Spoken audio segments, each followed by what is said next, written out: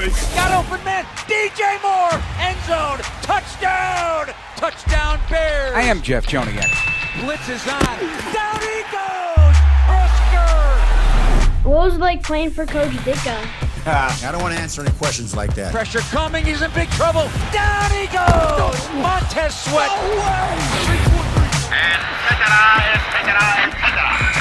Now, Bears Etc. brought to you by Miller Lite with the voices of the Bears, Jeff Joniak and Tom Thayer.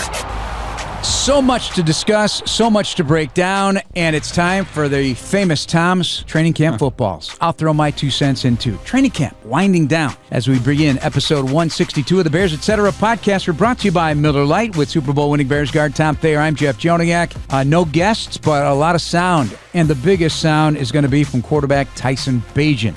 Gets a 2-year extension. They went to him earlier this week, Tom. I think it's one of the best stories of training camp. One of the best stories the Bears have brought in here the last few years. Tyson Bagent is going to stick around here for a little bit, Tommy, as he pursues his dreams. It's kind of old school, and it's a very mature decision because he's the type of guy that came in here with no expectations. It was about performance-based that he is still here, and he's been rewarded with a contract extension. He's been a model teammate. He's done everything asked of him from multiple coaching staffs and different offenses, and he's been rewarded because of his hard work and his dedication to the position and to the team. I'm super happy for him, and I hope this is only the beginning of something special for him in his life. And I don't want to say there's similarities between us, but being the youngest of 5 and having football as an opportunity and a way out and a way of advancement for my family, it all worked out. And I kind of hear a lot of the same in his tone and the way he addressed the media. You both have similar passions for the game and both humble beginnings. I mean, talked about it, and it was emotional for him. He wears his emotions on his sleeve. That's a good thing. He carries that intensity to the field, and he talks about that intensity often off the field when he's at the microphone. He loves this game. He's not afraid to shed a tear about what has happened here, and we will hear what he has to say here in a moment, but you have something to add. I can see you're perched on that microphone. You got something to say. I know that you're going to play some of his soundbite, but the thing that impressed me most is I will not leave my hotel room until I have all information and I know exactly what I need to know by the next time I go out in the practice field.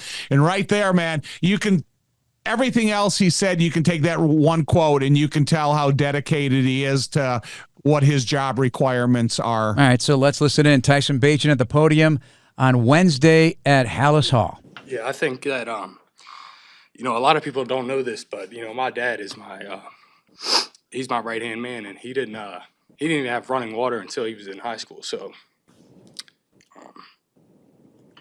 there's definitely a lot of things and people that I think I could certainly help with this gift I've been blessed with. But yeah, just little things like that. I don't really know anybody back at home with any money, so yeah, it feels good. I mean, it's certainly a weight off my shoulders and my family's shoulders, and yeah, it definitely means a lot. So why do you think it's clicked with you and Ben the way it has? I think he loves what he does, and he's crazy about it, and I love what I do, and I'm crazy about it too. So I feel like it's just been like that from the start. He said you two have similar mindsets, like he sees himself in you. Do you see that in reverse? Yeah, I think I said this in some interview I was in, but this, if I ever saw myself coaching, I see it going how this staff handles things. Very upfront, not afraid to coach hard, and not afraid of somebody's status or anything like that. Really just holding people accountable, telling the truth all the time, and expecting a high level of play from everybody because we are in the NFL. So if that answers your question. What was it like to get the call today to know that this was executed and was done? Yeah, kind of connected all the dots last night before I went to sleep. And yeah, it was probably, it was just a lot of this, me calling people, crying like a baby and that kind of stuff. What was the reaction of your family, your dad specifically? Yeah, everybody was besides himself. Yeah, everybody. I mean, my mom's the only one that let me see her cry, but other than that, everybody's just very excited and supportive of me and happy for me. Do you feel like remaining in this coaching staff is going to help you grow as a quarterback more than it would trying to go out and be a starter somewhere else? I will never know the answer to that question, but from my standpoint, like I said, part of the reason why I decided to stay is because of how good of a job I believe this offensive staff does and the standard that they hold everybody to. We've What talked does it at mean to you how much they believe in you? It means everything. It means a world. A lot of high level people in and around this building. So for them to think the same of me, it means a lot, and it feels good just because it's been so much work going into it. So that makes it just that much sweeter. Feel good at. Tyson, you came here as an undrafted free agent out of a Division II school. What has allowed you to have the confidence, pretty much from day one, to feel like you belonged here? I mean, I do like to think that I've been confident the whole time, but a lot of it has just been, just trying to, stay as ready as I can and really just fake it until I make it. Has been the whole thing with me. Just not leaving my hotel room until I'm comfortable with all the information that we're going to go through on that given day. And I think just that alone allows you to play a little more free than if you're kind of out there unsure of what to do. So you can hear the emotion, man. You can't help but well up yourself when you see this guy talk about it, and his tightness with his family, in particular his father, who means a great deal to him.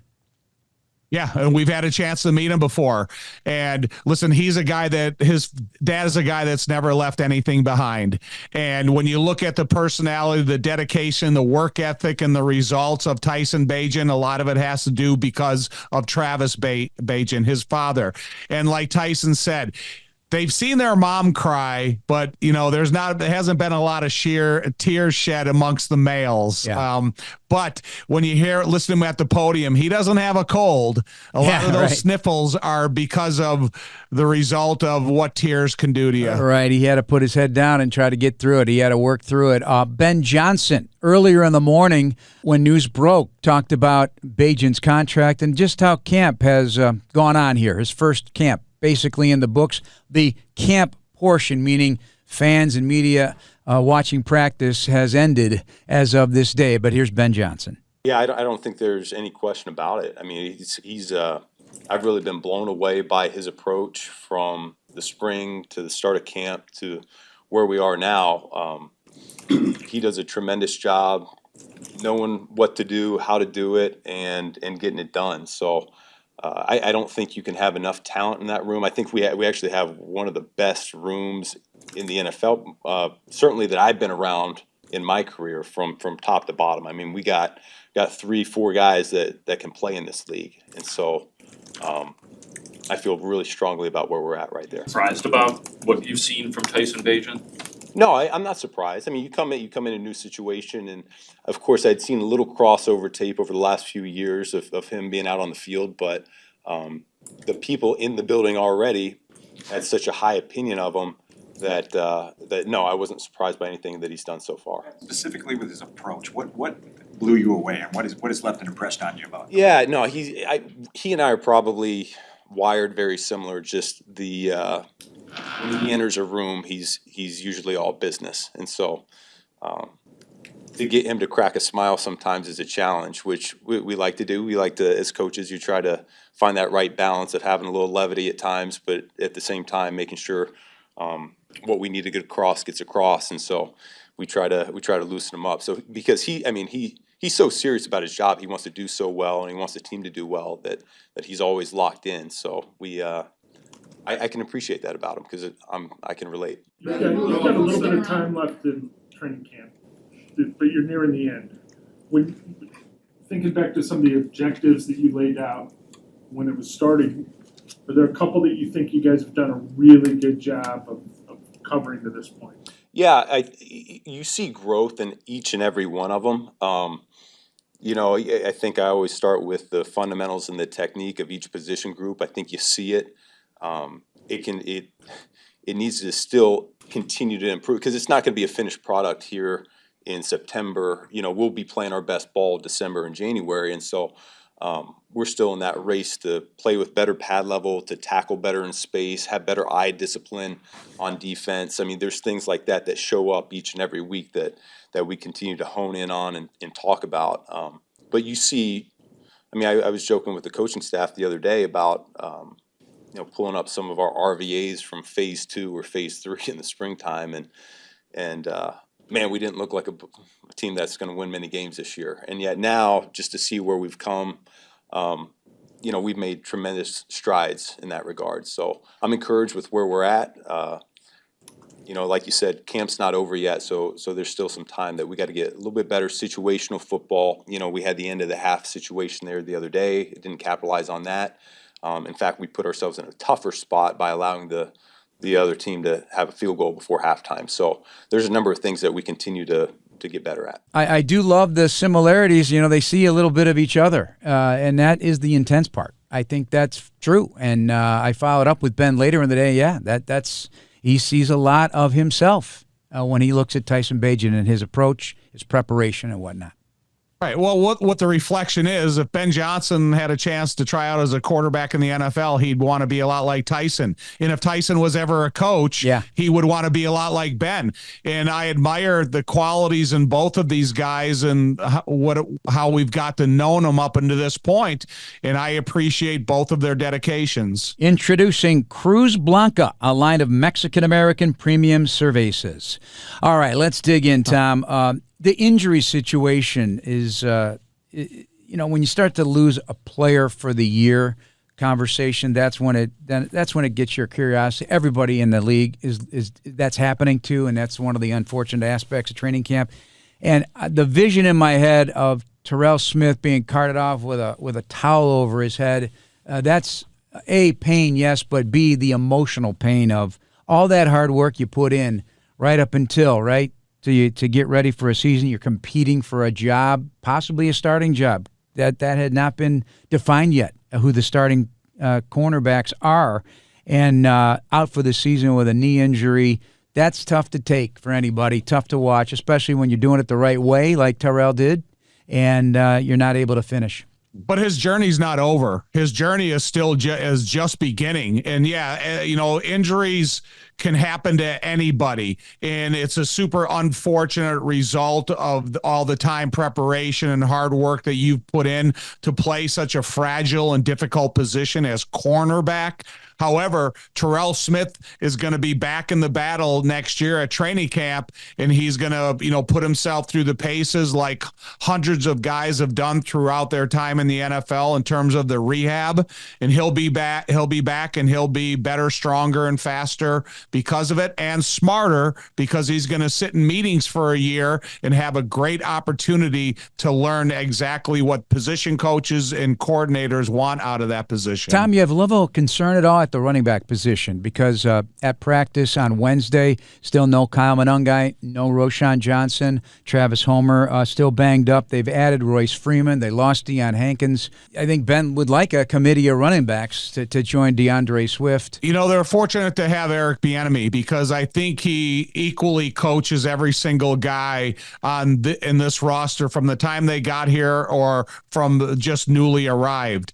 And then sitting in there in meetings and going over your tablet and studying the offense and listen to the language and the commands in the huddle that exactly pertain to your job. Running back, when you carry the ball, it's very innate in your performance. You understand how to see and you use your vision and you know exactly where to be. Then you have to start showing a reliability to these coaches that if you're in there in a 2-minute drill or a pass protection blitz pickup responsibility, you know who, what, where, and when. And I do think that they'll be able to expedite the learning curve for a lot of these running backs, but they're fortunate to have a couple of them in camp, most certainly DeAndre Swift, that can do everything in this offense that's asked of them. But now these guys, between the Kansas City game and the Minnesota game, they got a period of time that study is going to be so important to their future. Yeah, 17 days before the opener. Good news, Chicago. United Airlines is getting brand new planes with all the bells and whistles like Bluetooth connectivity, screens at every seat, and room for everyone's roller bag. United, proud to fly the Chicago Bears, and you too. You pleased to hear starters are going to get some time? I am. I would have one or two trains of thoughts. If the starters weren't going to get time, then I would start installing the Minnesota game plan to the starters if I knew they weren't going to play. However, if they are going to play, whatever the number of plays are, get them in there. If you want to show Minnesota something that may be a little confusing or, make them think about it, or if you want to show him nothing at all, just a performance base for the players, guys like Theo Benedette, more reps that he can get at left tackle, the better. So listen, I've been encouraged by Ben Johnson since he's come aboard, and I'm encouraged that these guys are going to play, but I wouldn't be discouraged if they didn't play. All right, I know you've been encouraged as well by Dennis Allen. Let's listen in as he discussed at the podium this week about what the identity of this Bears defense is going to be and how you get there. Number one is this. It's a mentality. It's a mindset. It's a culture. It's not about what we play. It's about how we play. And so it doesn't matter what the call is. It's about creating an aggressive mindset. And then you have to be able to execute whatever that call is within that same mindset. We don't want to sit back and let the offense dictate to us. We want to try to dictate the terms to them and continue to come after them and hopefully force them into mistakes. That's what the great offenses try to do to defenses. Defenses have to do the same thing to the offense. Just how do you feel about your interior D-line depth right now? Yeah, I feel pretty good about it. And I would put Chris Williams in that mix too. I think he's had a good camp. The thing about the defensive line position, it's probably the one position on defense where, everybody plays. Everybody's in the rotation. And I think the more quality depth that we can have at the defensive line position, keep 4 fresh bodies out there as much as we possibly can, that helps you when you get late in the game and in the fourth quarter, and in particular you start defending these 2-minute drives. Being able to keep fresh rushers on the field, I think, is important. Dennis, Chris Williams, what have you liked about seeing him so far?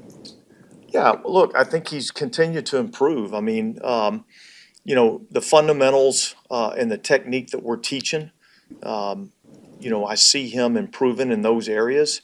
And for a guy that's, a smaller bodied player inside, it's even more important, those fundamentals and technique, to be able to execute those at a high level. And so I've seen him, really take to the things that we're teaching in that regard. And so therefore I've seen him, continue to improve. Daniel Hardy's a guy that changed from linebacker to DN. What have you seen from him, and what does he have to do maybe in this last game to kind of join that rotation or at least challenge? Yeah, I think the biggest thing for him now, number one, is he's been exceptional around here on special teams.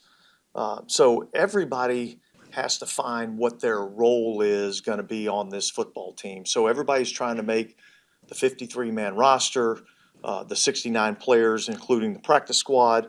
But it's really about carving out your role or your niche, whatever that may be. It might be as a pass rusher. It might be as a special teams player. It might be, as a starter on the team. So everybody's trying to carve out their role. All those roles are important. And then at the end of the day, we got to try to find the right 53 for this football team that gives us the best opportunity to win, along with who are going to be the guys on the practice squad. Because again, just like I talked about, those guys are going to have to play for us at some point in time, and so we got to continue to develop those guys. What do you appreciate about the depth you guys have in that room? I know it's been tested a little the last couple of weeks, but it seems in the DB room, in the corner, with the corners especially. Yeah, the best example of team defense is pass defense, because one doesn't work without the other. So if we're not disrupting the timing of the routes, then it doesn't really matter how good our rush is. And then if we have a great rush, but yet we're not doing anything in terms of covering the guys, it's a challenge. Depth is what you need in this league. Another guy who says all the right things that make you real excited to be a Bears fan right now. Honestly, Tom. Yeah, one thing I mean, if I could take a sentence out of what Dennis Allen has said, is that he, playing against good, challenging talent in practice like the Buffalo Bills, he felt his group belonged. And that's kind of like a breath of fresh air that a coach needs to be able to tell himself, say it to the media public, and then have the guys go out there and prove them right. So, again, I'm encouraged what I've seen more out of the defense. Yeah, it's fun listening to Dennis Allen, but we've also seen the results of what he talks about. Right. This week on our Thursday Bears Weekly, we're going to have a sit-down with Noah Sewell. He's had a very impressive training camp. I'll also hear from Theo Benedette in that show, just his first podium experience this past week. Very entertaining, very matter-of-fact, and not backing down at all from the competition as an undrafted player from British Columbia University in Vancouver to the NFL last year, really never getting a shot at playing tackle, more so at guard, injured, worked his way back and learned a few things, but he really is getting a great opportunity to compete for yet that still unknown starting left tackle job. Another guy at the podium today is rookie Ruben Hippolyte. And I got to tell you, just watching this guy around the building and just watching him on the practice field, he, to me, as a young player, he acts like a veteran. And he was a leader, a big-time leader at Maryland, and a really smart football player with a lot of speed. Let's listen in to Ruben Hippolyte, some of the things and the reality of the National Football League. I would just say, every step matters. You have to be efficient, even more efficient than college, I would say. I mean, like one wrong step and you'll be out leveraged or out of a gap or whatever the case may be. Miss a read, So I would just say that, like the efficiency is on an even higher level. Because in college, I could take a wrong step and still, make a play and, be in position. But, at this level, you got to be on time with everything. So I'll say that. What kind of feedback are you getting from Dennis or Richard? Just like where are they harping, asking you for more in any particular area? I mean, they've been pleased with how I've been performing. I was challenged last week to be more of a factor on special teams, so I just came out last game and put my work in on that and improved in that area. But they've been pleased with the progress. Just got to keep going, keep stacking days. You mentioned about big challenge on special teams. What did you do to accept that challenge? Like, how did you hone those skills or work on that aspect of the game? Yeah, just made more plays. It was more of a factor.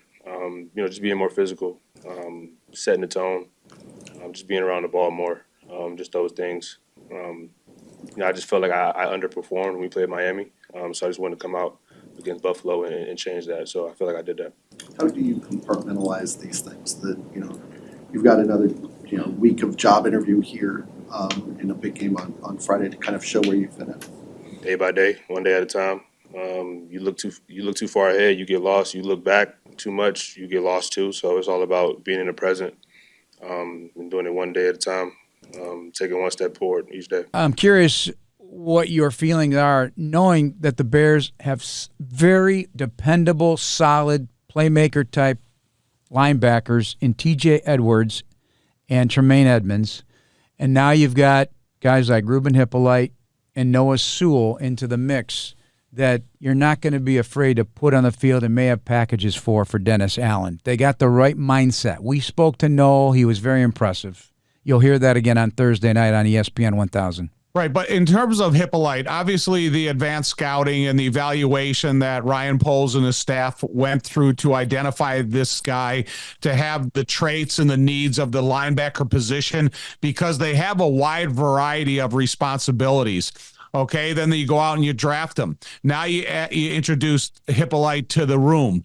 Here he comes into a room that has T.J. Edwards, that has Tremaine Edmonds, then the Noah Sewells and the rest of the guys that are part of this room, and then they get rid of Jack Sanborn in free agency. Right there, that increases your responsibility to that room, because you're already walking in with alpha males in Tremaine and TJ, and now you got to live up to the performances that these guys have showed through multiple years in the NFL and the successes that they've had. So if you were asked to walk into the room and be the most alpha of males coming off of your college campus, it's not going to be reality.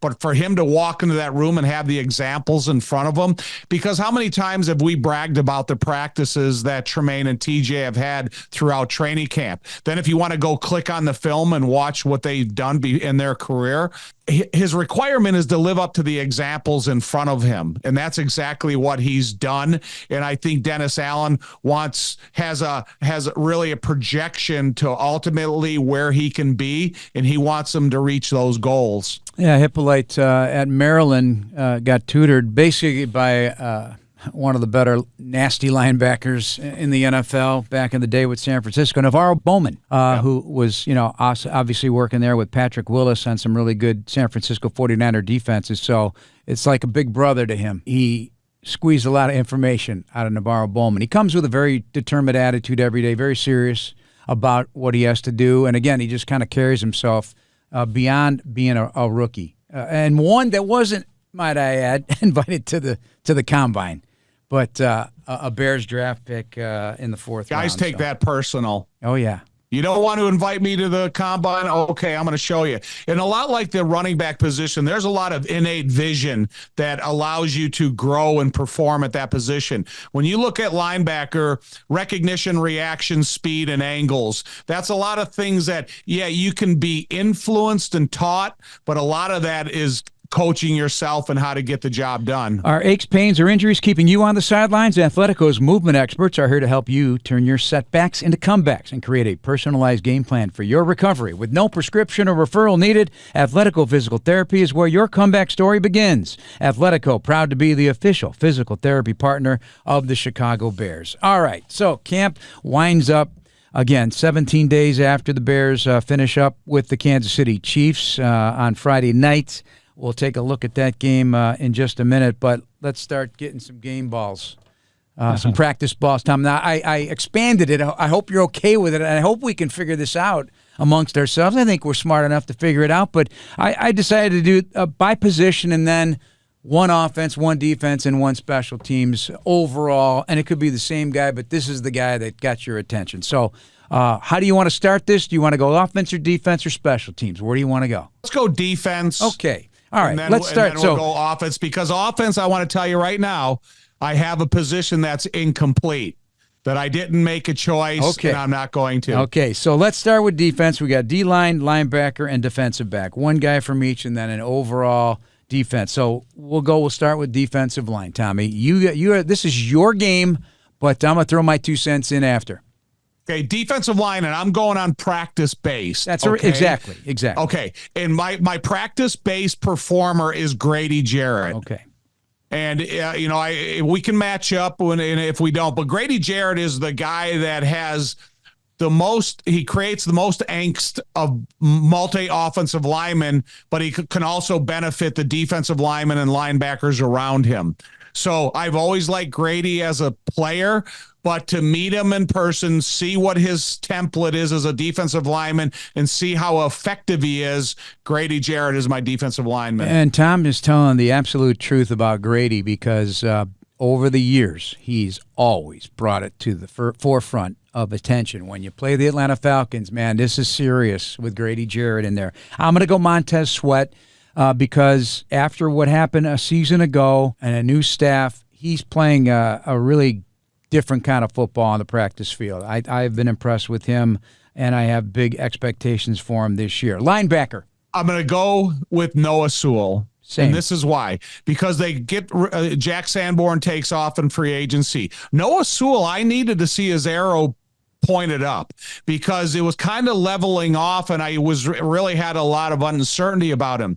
And then he kind of caught my attention throughout OTAs, and I'm going, okay, can no pad football translate into padded football? And then he continued to impress me. And then on a 4th down in the Miami game, I'm going, whoa, this dude is legit. He's reacting. He's running. He's understanding the defense and the requirements. And his arrow has been pointed in the upward direction since OTAs through training camp, and now getting ready to end training camp. So from what I've seen out of Noah, and that doesn't mean I have any disappointment in the starters. It's just that I needed to see something out of Noah. And Edmonds definitely could be in the conversation, even for the overall defense, and maybe that's where you'll go. I don't know, but he's making plays. He's making plays. All right, defensive back. Jaquan Brisker. There you go, same. And So we're Jaquan Brisker, because of the uncertainty of what he's faced throughout last season and the approach to this the season, then we, the different way he explained what he had to go through in order to feel confident about being back on the field. And the dude has not let anybody down. He's allowed Dennis Allen to play him a little bit closer to the line of scrimmage. He's a big body, and he can really be, as you say, deployable. Yeah, I agree 100%. And then how about overall defender? Who gets your camp Overall ball? defender for me is TJ Edwards. Okay. Because I see what this guy's challenged with. He lives up to the challenge, and he's a performance-based guy. And I've never been let down for a second by TJ. I'm going to go Brisker because the ball finds him. He's everywhere. And yes, he is playing closer to the line of scrimmage, but also back on the post, he is being moved around by this defensive coordinator. And knock on wood, everything goes well. If the Bears are really good and the defense is singing, that guy might be an all-pro at safety. And you know how I feel about safeties and playoffs. If you don't have one making an impact, you're probably not going to the playoffs. So I love the way Jaquan Brisker is playing.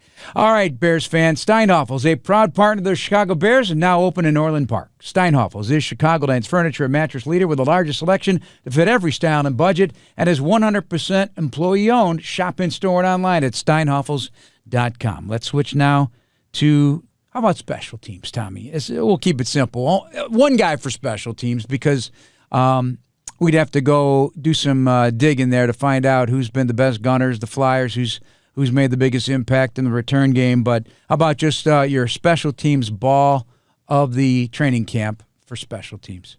I'm going to go with Daniel Hardy. Mm-hmm. And I'm going to go with Daniel Hardy because, rarely do you find an athlete that big that can play on all the special teams. He could be on field goal block and field goal protection. He can be on punt protection and the punt team. He can be on kickoff and kickoff return. You see how physical he's willing to play, how well he can run. And I do like him as a rotational pass rusher, but I also look him at one of the blocks of the special teams. Yep. I'm going to go Josh Blackwell. Josh is really become an important leader on that special teams unit for a lot of different reasons. Outstanding gunner, flyer, whatever you want to call it, and then a dangerous punt returner if necessary. I don't know where that will stack up, but the guy that sits in the first row of every special teams meeting and has been called a problem for other teams by special teams coordinator Richard Hightower. So I like way he's developing as well. A player that also overlooked a bit as he entered the NFL and let go by the Eagles, and the Bears were great to get him into the mix, earned himself an extension in the offseason. All right, let's go to offense, and we'll start with the offensive line, Tommy. Oh, I knew you'd go there. Well, that's where it all begins. Dual. I'm going to go two guys. I'm going to go Luke Newman and Theo Benedette because here you got Luke Newman. If he can come in there and, he's got the physical stature that you look for an interior offensive lineman. He's thick. He's bold. He's confident. He can play out of a left-handed stance, a right-handed stance, and eventually snap to the quarterback at the center position. He's got inside value that he can compete as a starter, but he can play multiple roles as a backup. And the Theo Benedette, he's a late arrival to the party. He's been out there competing at the right tackle position. Then also come. You imagine we come to you, Jeff, and you say, "Hey, Jeff, you're going to do hockey next week," and it's that type of that, analogizing your business.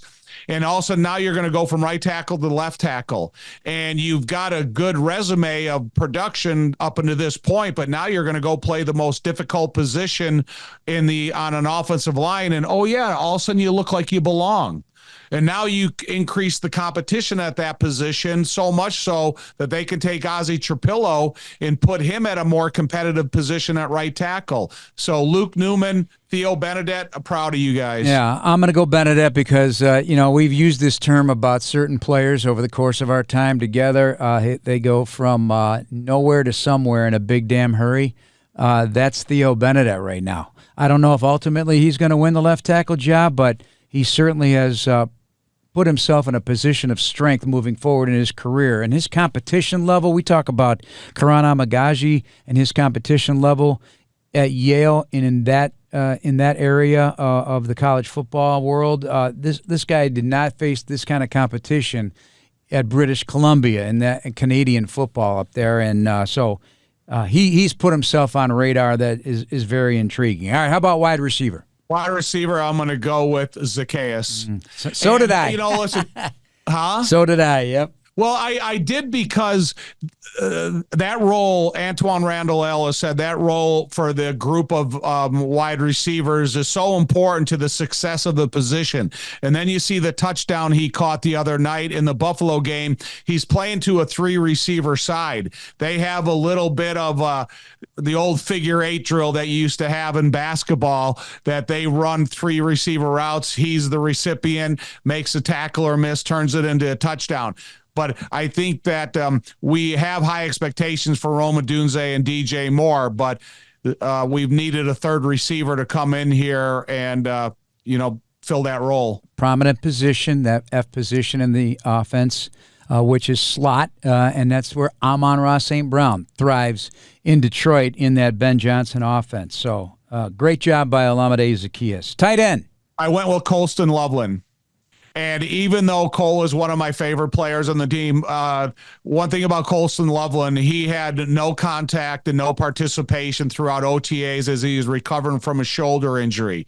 So then he goes in there and dedicates himself to the rehabilitation to make sure that when full pads and training camp started, he was ready to go. So he had to expedite his catch-up to the offense because even though you were in meetings, you were never in motion.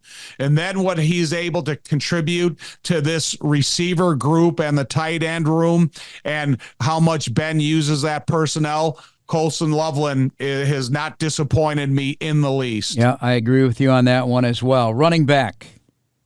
Incomplete. Too many injuries to evaluate right now? Yes, okay. I'm not, and it's not so I could go DeAndre Swift. That would be easy. Yeah. But I think when you have Roshan Johnson situation, the Monangai situation, you have the injury, this week, and then you have the recovery of Ian Wheeler. I might have gone with Ian Wheeler if I went with anybody, because here's a guy that had restrictions in the offseason, was able to recover and complete training camp and complete it at a high level. So I'm going incomplete. I'm going to go to Swift because he has a renewed vigor about himself, knowing that Ben Johnson and his career had his best output. He just fits what Ben wants to do, provided, though, he continues to get those dirty yards we talk about. But just seeing what Ben has done at the running back position and what he asks of it, it could be a heavy workload for DeAndre Swift, maybe the heaviest of his career, depending on if they can find a Batman and a Robin situation, a thunder and lightning in the backfield. So that's where I go. But Monangai is also intriguing. We'll see. Hopefully it's not too bad of an injury. All right, quarterback. Quarterback, I mean, it's hard. Yeah, it's hard. I went with Caleb because in practices, he takes a third more reps. Yeah. He's got a lot on his plate. He's trying to forget an offense from last year and learn an entirely new offense this year that goes with terminology, personnel, timing, new center, all these responsibilities that he has on his plate. And I really do, and I heard Ben say before, he really likes the quarterback room, and so do I, including Case and Austin, and obviously the new contract for Tyson. But when you look at installing a new offense, there's nobody on a football team that has more on their plate and responsible than a quarterback. How do you tell a cashier you're a Bears fan without telling him that you're a Bears fan? With the Chicago Bears PNC Bank Visa debit card, which gets you exclusive discounts on Bears merchandise. Find out more at pnc.com/BearsCard. Yeah, I could take the easy way out and say the entire room, because honestly, they've all done well when asked, and they've all learned a heck of a lot under Ben Johnson. Obviously, Case Keenum knows offenses backwards and forwards, the benefit of being on many, many different teams and being a veteran backup, going the undrafted route. Bagent's had a great camp, no question about it. And Caleb is arrow way up for sure, what he's had to digest. You hit on all the key points. All right, your offensive camp ball goes to? DeAndre Swift. No kidding. Yes. Oh, for some of the reasons I stated. A lot of the reasons for what you stated. I think if you want to use every single down, every single play in Ben Johnson's playbook, you have to have DeAndre Swift. Yeah. And I think that he is Mr. Reliable right now. I do think being coached by Eric Bieniemy, it challenges you a lot as a player. You both have to know that your work ethic is going to be asked to increase, and you have to have thick skin because he doesn't pull punches to anybody or for anybody. So in order for this offense to run efficiently from behind the offensive line, a lot of it is going to have to do initially with DeAndre Swift. You know what? Is this too bold of a statement to make now that I sit here and think about it? He may be one of the top 5 most important players this season on this football team. I would say, listen, I would put him in the top 3. Yeah. And that's how much I think that from what we've learned about Ben Johnson and his offense and the complexity of it, you have to have a knowledgeable player at each position. It's just like DJ and Rome, but you got Zacchaeus. You think of Cole Kmet, but you got Colston Loveland and the rest of the room. And then with some injuries at the running backs position and uncertainty in some of those veteran guys like Roshan, DeAndre Swift can be, he's a key ingredient in this offense. Yeah, no question. No question. All right. Well, I think we did pretty good. My overall reaching player, and this, again, it's chalk. It's Joe Thuney, just for what he brings to the table. This guy has 21 playoff games in his NFL life, more than anybody else on this team, and possibly a combined, I don't know if this whole team, the other 89 guys can combine to have 21 playoff games in their career. I'm sure I'm wrong on that, but certainly not 5 Super Bowls. And so what he brings to establish a mindset of what it takes to win, he's been there. He's been there in 2 organizations with 2 Hall of Fame coaches and 2 Hall of Fame quarterbacks. So he's got a pretty good idea about what leading looks like and how to go about it. So I expect him to spread his wings in that regard here for this franchise. One caveat to that, and I'm glad you brought that up, I would not play him in Kansas City. Because if you think the amount of playoff games and how long his season was last year and how long we need him for this year, I would be okay putting Luke Newman, starting him at left guard, giving him a loud stadium to make sure that he can compute the cadence and timing, and it'd probably benefit the Bears in the long run.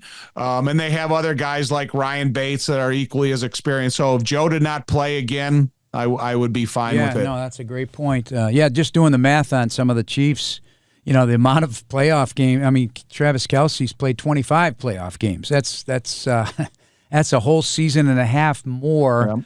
Added on to an already long career. So Lucky as dog. you know, I know, but you know what that feels like. You played a lot of playoff games. Yeah, but I mean, how exciting and motivating, and they grow to expect it, and you see that documentary that's going on about them right now. That's what you want to become. That's what every guy in this Bears organization, front office, scout, coach, everybody, they want to become that team that goes to the playoffs for years and year in and year out. Tom, you can speak to this more than anybody because Joe can, of course, because I think the Chiefs go into every game thinking they're going to win. At what point, at what moment, and maybe you picked up on it as you entered the 1985 season, 84, they started establishing themselves as a team that to be reckoned with in the future, that you knew walking into a state, you knew you were going to win? Well, my first losing season in football was my junior year in college. I never had a losing season in high school. I did in my first couple of years at Notre Dame, and then I was part of the first losing season in 18 years at Notre Dame.